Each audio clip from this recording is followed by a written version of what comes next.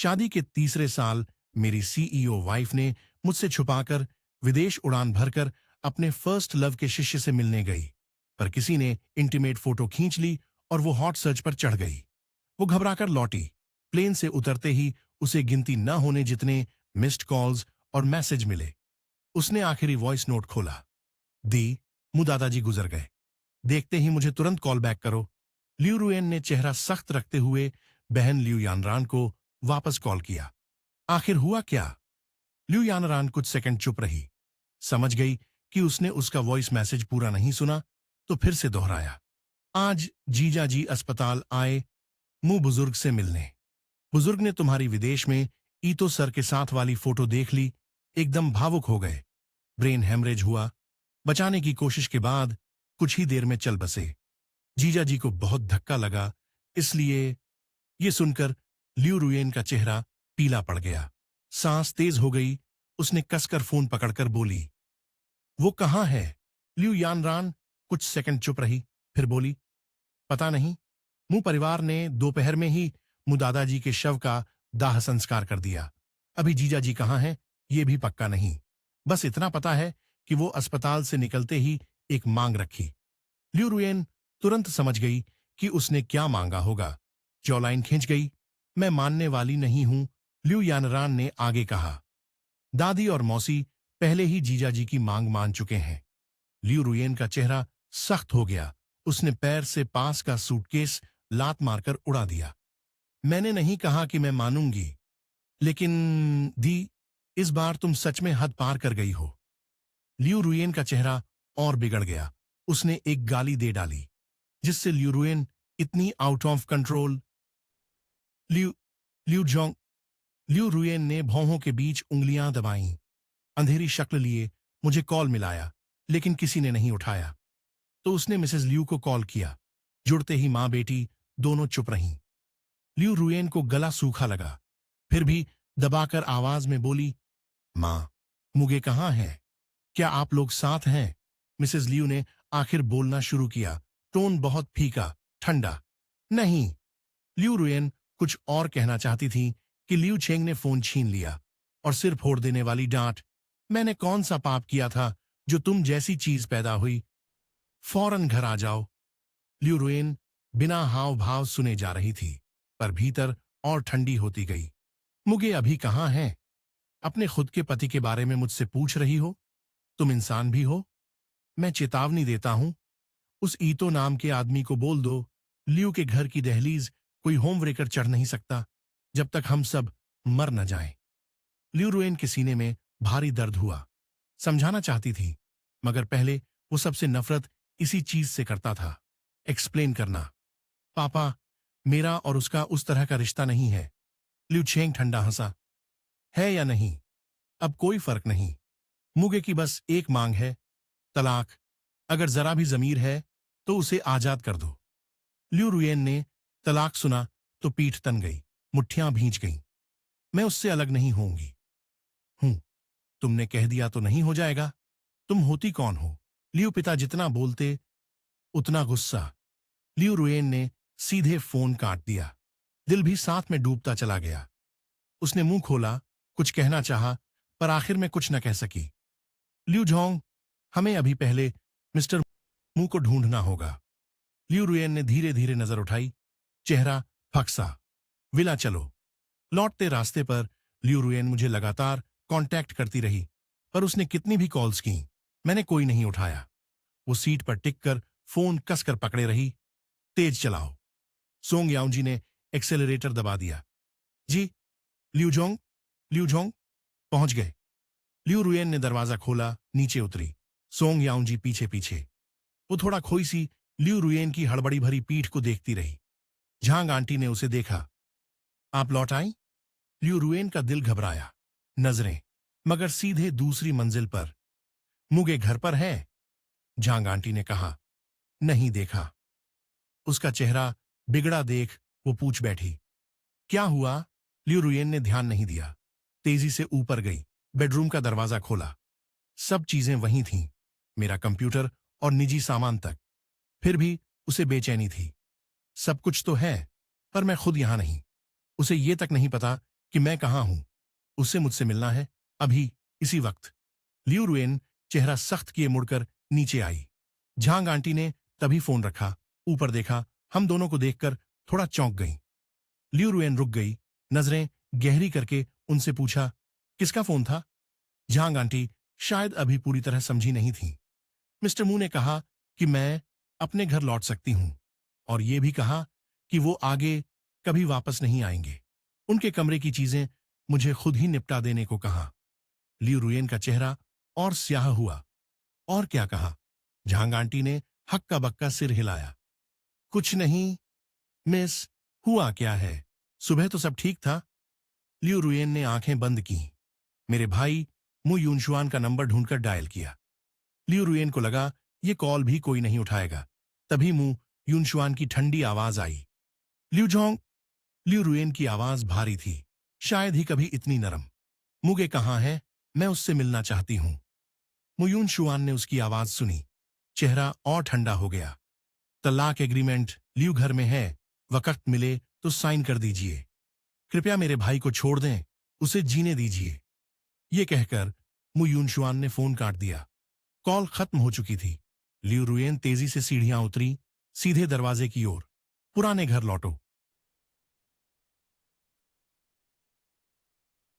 वहां का माहौल बेहद दबादबा था। लियू परिवार ने सब भारी काले कपड़े पहन रखे थे, मु दादाजी के लिए शोक के तौर पर। जैसे ही घर में दाखिल हुई, लियू रुएन की पुतलियां सिमट गईं, और आखिर में वो सीधा दादी के सामने घुटनों पर बैठ गई। दादी, मुगे कहाँ है? मुझे उससे मिलना है। लियू दादी ने आंखें कड़ी बंद रखीं, हाथ में जपमाला घुमा रही थीं। लियू रुएन पर कोई ध्यान नहीं। लियू रुएन ने सिर झुका रखा, चेहरा जड़सा। वो कहाँ है? मिसेस लियू ने आह भरी। मुगे को कुछ नहीं चाहिए, लेकिन हमने उसके नाम पर एक फंड सेट कर दिया है। तुम्हारी दादी ने अपने शेयर भी उसे ट्रांसफर कर दिए हैं। अगर कोई दिक्कत नहीं तो साइन कर दो। लियू रुएन की देह सख्त हो गई। उसने लियू मां के आगे के हुए तलाक एग्रीमेंट को कांपते हाथों से लिया। आखिरी पेज पलटा। वाकई मेरा ही सिग्नेचर था। उसने जोर से मुट्ठी भींच ली। तो आप लोग मुझे नहीं बताएंगे कि वो कहाँ है ना? लियू पिता लियू चेंग ने उसे ठंडे नजरों से देखा। उसके सामने आकर बोले, क्या वो अब भी तुमसे मिलना चाहता होगा? मुगे मेरा पति है, मैं उसे ढूंढूंगी, चाहे इस शहर को छानना पड़े, मैं उसे ढूंढकर ही रहूंगी। ये कहकर उसने ठंडी नजर सोंग याओजी पर डाली। डायरेक्टर वांग से कांटेक्ट करो, भोर से पहले आदमी को ढूंढ निकालो। लियू छेंग का चेहरा तमतमा गया। आगे बढ़कर उसका कॉलर पकड़ लिया। अब पता चला कि वो तुम्हारा पति है? उसे तुम्हारी जरूरत थी, तब तुम कहां थी? लियू रुएन ने गला खंखारा, रूंधी आवाज में कहा, मैं उससे समझा सकती हूं। लियू छेंग ने उसे काट दिया। मैं बस पूछता हूं, जो तुमने मुगे से वादा किया था वो निभाया? क्या तुमने उसे धोखा नहीं दिया? लियू रुएन बोल न सकी। उसने निभाया नहीं, और सच में धोखा दिया मुगे को। मैं बस नहीं चाहती थी कि वो ज्यादा सोचे। मेरा और ईतो छेंग का मर्द औरत वाला रिश्ता नहीं है। मैं मुगे को साफ समझा दूंगी। मिसेस लियू आगे आईं, चुपचाप उसे देखती रहीं। देर बाद आह भरी। लियू रुएन की पुतलियां सिकुड़ी। उसने मिसेस लियू की तरफ देखा, आवाज नरम कर ली। मां, मुझे बताइए वो कहाँ है? मैं उससे मिलना चाहती हूं। आप मुझे उससे मिलवा दीजिए। मिसेस लियू ने सिर हिलाया। मैं नहीं रोक रही, पर मुझे और तुम्हारे पापा को पता ही नहीं। लियू छेंग ठंडा हंसा। पता है क्यों उन्होंने कोई शोक सभा भी सेट नहीं की और सीधे दफना दिया? क्योंकि वो लोग तुम्हारे पत्नी वाले दर्जे को मानना ही नहीं चाहते, और तुम्हें सामने भी नहीं आने देना चाहते। लियू रुएन, तुम उसकी पत्नी कहलाने लायक नहीं हो। लियू रुएन कुछ लाचार सी खड़ी रही, मानो इस बात का मतलब समझ ही ना पाई। लियू दादी ने धीरे धीरे आंखें खोलीं। चेहरे पर अब ममता नहीं थी। अगर तुम मुझे अब भी दादी मानती हो तो साइन करके तलाक ले लो। उसे फिर कभी मत ढूंढना, उसकी जिंदगी को और मत परेशान करना। लियू रुएन का दिल बर्फ सा हो गया। पहली बार ऐसा बेबसपन महसूस हुआ। उसने सर झुकाया, मुड़कर जाने लगी। उसे जाते देखकर लियू दादी की आवाज गूंजी, अगर तुम फिर भी उसे ढूंढना चाहो तो आज से तुम लियू परिवार की नहीं रहोगी। लियू रुएन की दोनों मुट्ठियां कस गईं। आखिर उसने जैसे खुद पर हंसी उड़ाई और कुछ नहीं कहा। अगर मैं मुगे को नहीं ढूंढ पाती तो मैं यहीं घुटनों पर रहूंगी जब तक आप पिघलकर मुझे नहीं बता देती कि वो कहाँ है। लियू रुएन को भी समझ आ गया, उसे दादी ने ही कहीं छिपाया है। लियू दादी ने पोती को एक नजर देखा और उठ खड़ी हुई। मिसेस लियू जाकर उन्हें संभालने लगी। लियू चेंग ठंडी हुंकार भरकर कमरे में लौट गया। बड़े से विला में नौकर चाकर पहले ही हट गए थे। बस जमीन पर घुटनों के बल लियू रुयेन और बगल में खड़ी सोंग याऊंजी बची थीं। असिस्टेंट सोंग याऊंजी ने दांत भींचे और साथ में घुटनों पर बैठ गई। लियू झोंग लियू रुएन ने आंखें नीची कर रखीं। रोशनी में उसका भाव पड़ना मुश्किल था। सोंग याऊंजी धीरे बोली, लियू झोंग, क्या प्राइवेटली लोगों को लगा दें कि मिस्टर मू को ढूंढें? लियू रुएन ने हल्का सा सिर उठाया, होंठ खींचे। दादी ने खुद इंतजाम किया है, ढूंढा नहीं जा सकेगा। सोंग याऊंजी सुनकर चुप पड़ गई। तो आप सच में ऐसे ही घुटनों पर रहेंगी? लियू रुएन के दिमाग में मुंह दादाजी का चेहरा उभर आया। दोनों मुट्ठियां भींच लीं, खुद पर कड़वा सा मुस्कुराई। हाँ, घुटने टेकना चाहिए। असिस्टेंट सोंग याऊंजी ने दांत भींचे। तो मैं यहीं आपके साथ रहूंगी। लियू रुएन ने धीरे से आंखें बंद की। आवाज भर्रा गई, थकान और बेबसी टपक रही थी। जरूरत नहीं, तुम्हारे पास और काम है। कहिए, लियू जोंग। लियू रुएन ने धीरे आंखें खोली, आंखों में थोड़ी चमक लौटी। फोटो के बारे में पता करो। सोंग याऊंजी तुरंत उठी। हाँ लियू जोंग, मैं अभी क्लियर कराती हूं। लियू रुएन चुप रही, बस हॉल में टिक कर बैठी। दिमाग में बस मेरा ही चेहरा घूमता रहा। उधर अस्पताल में मुझे जैसे एक बहुत लंबा सा सपना आया। माँ बाप और दादाजी सब जिंदा थे। हम सब मिलकर खुश खुश घूमने गए थे। पर अचानक दृश्य बदला। मैंने देखा खून से लथपथ अपने माता पिता को और शोक सभा में लेटे दादाजी को। मैं घबराकर नींद से जागा। मेरा भाई चुचेन आवाज सुनकर झट से दरवाजा खोलकर अंदर आया। मुगे, ठीक हो? बुरा सपना देखा? तभी कमरे का दरवाजा अचानक फिर खुला। देखिए मिस्टर चू, हमारे मिस्टर मू जाग गए क्या? मैंने उस जानी पहचानी शक्ल की ओर देखा। वांग आंटी, आप यहां? वो जटिल फिर भी दुलार भरी निगाहों से मुझे देखने लगीं। दादी का फोन आया था, मुझे वापस आकर तुम्हारी देखभाल करने को कहा। अब मैं यहीं तुम्हारे पास रहूंगी, चिंता मत करो। मैं दादी की ये मेहरबानी ठुकरा नहीं सका। मुस्कुराना चाहा, पर मुस्कुराहट आई नहीं। ठीक है वांग आंटी, समझ गया। आगे आपको तकलीफ दूंगा। इतना कहकर मैंने वांग आंटी के लाई हुई सूप ले लिया। 10 मिनट बाद वांग आंटी ने देखा कि मैंने सूप खत्म कर लिया है। चम्मच और कटोरा समेट ली। मुगे, मैं बस बाहर ही हूं, जरूरत हो तो आवाज दे देना। मैंने सिर हिलाया। ठीक है, धन्यवाद वांग आंटी। दोनों एक के बाद एक निकल गईं। मैंने मुड़कर साइड टेबल पर रखा फोन उठाया। देखा सब लियू रुएन के मिस्ड कॉल्स थे। मैंने सीधे लियू रुएन का कांटेक्ट पूरी तरह डिलीट कर दिया, ब्लॉक कर दिया। उसी वक्त लियू रुएन पुराने घर के हॉल में घुटनों पर बैठी बार बार मुझे कॉल कर रही थी। जब समझ आया कि कॉल नहीं लगेगा तो उसने लाचार होकर फोन पर मुक्का मारा। खुद पर कड़वी सी हंसी हंसी। उसे समझ नहीं आ रहा था, सिर्फ एक कदम गलत रखा और बात यहां तक कैसे पहुंच गई। देर रात मिसेस लियू पानी पर पीने निकली। उसे अब भी घुटनों पर देखकर बस ठंडे स्वर में बोली, अंजाम पता था तो शुरुआत क्यों की? मैंने कब से समझाया था कि जियांग घर के उन 2 भाइयों से उलझो मत। तुमने कब मेरी सुनी? लियू रुएन का गला खुरदुरा और सूखा था। मुझे बस मूगे से एक बार मिलना है। मान लो मूगे तलाक भी चाहें तो मुंह से खुद कहें, वरना मैं साइन नहीं करूंगी। मिसेस लियू ठंडेपन से बोली, अब तुम्हारी चलने वाली नहीं। इस घर में कोई भी तुम्हारी दादी के खिलाफ नहीं जा सकता। लियू रुएन ने धीरे धीरे बाजू उठाकर अपनी मां का हाथ थामा। मिसेस लियू का गला रुक सा गया। वो बेटी को थोड़ा खोई सी निहारती रहीं। बड़ी होने के बाद उनके बीच इतना पास पास रहना कम ही हुआ था। मिसेस लियू ने होंठ भींचे, धीरे से बैठ गईं। तुम्हें पता है, मुँह दादाजी ने जाने से पहले आखिरी बात क्या कही थी? वो तुम्हें देखना चाहते थे, तुम जानती हो। ल्यू रुएन का पूरा बदन सख्त हो गया, नजरें उन्हीं पर जमी रहीं। मिसेस ल्यू शांति से उसे देखती रहीं। पर तुम्हारा फोन लगातार नॉट रीचेबल था। आखिर में बुजुर्ग ने वार्ड में तुम्हारी एक आदमी के साथ फोटो देखी। ल्यू रुएन ने आंखें बंद की, आवाज बैठी हुई। कौन सी फोटो? मिसेस ल्यू का रवैया थोड़ा नरम, फिर भी ठंडा। वार्ड में तुम्हारी और उस ईतो छेंग वाले आदमी की तस्वीर। तुम दोनों ने क्या किया, ये तुम खुद जानती हो। ल्यू रुएन ने खुद पर हंस दिया। उसकी टांग टूट गई। वो जान देने की धमकी दे रहा था। मैं मुंह मोड़ कैसे लेती? मैंने उसे वादा किया था।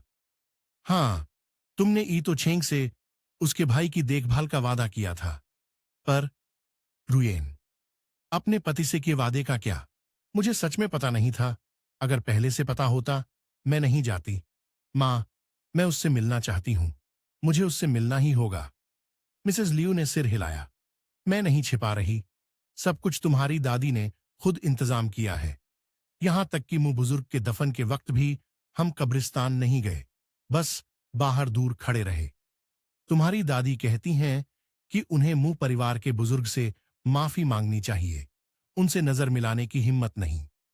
ये सुनकर लियू रुएन ने मां का हाथ छोड़ दिया। तो मैं यहीं घुटनों पर रहूंगी जब तक दादी मुझे नहीं बता देती।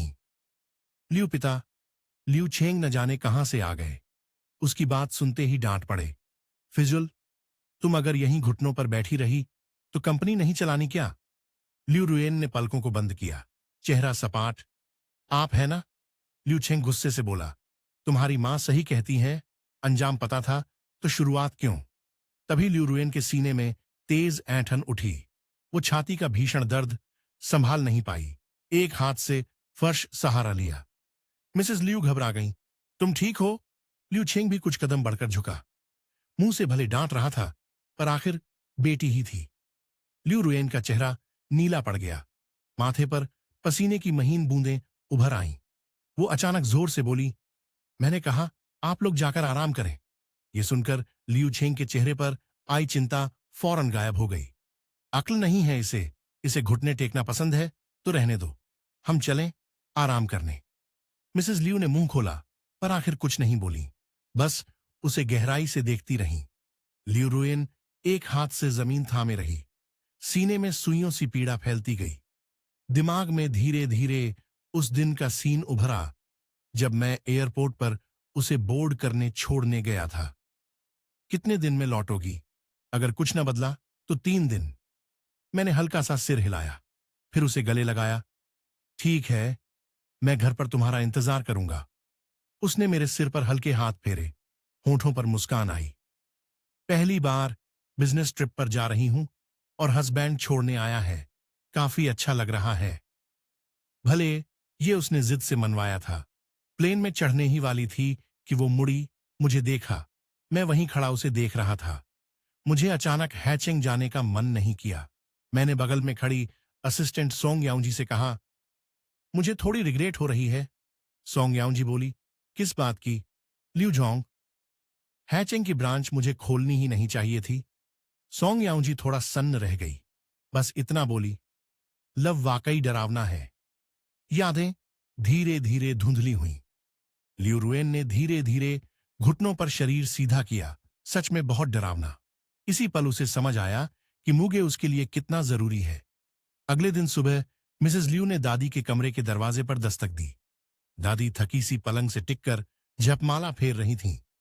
वो अभी भी नीचे घुटनों पर है। मिसेस लियू ने सिर हिलाया। हाँ, पूरी रात हो गई। दादी ने धीरे धीरे आंखें मूनी। उसका और उस लड़के का आखिर मामला क्या है? तुम कितना जानती हो? मिसेस लियू ने कुछ भी नहीं छिपाया। कुछ मिनट बाद दादी ने सब सुन लिया। एक लंबी सांस ली, नजर उठाई झुकाई। इन 2 बच्चों की किस्मत में शायद साथ कम था। दादी जब नीचे उतरी तब तक लगभग दोपहर हो चुकी थी। लियू दंपति सोफे पर इंतजार कर रहे थे। दादी को उतरते देख सब खड़े हो गए। लियू रुएन ने सिर उठाया, आंखें लाल। दादी, मुझे मुगे से मिलना है। आप हमें एक बार मिलवा दीजिए। दादी ठंडी रहीं। मुगे तुमसे नहीं मिलना चाहता, कभी नहीं। ये बात दोबारा सुनकर लियू रुएन की दोनों मुट्ठियां कस गईं।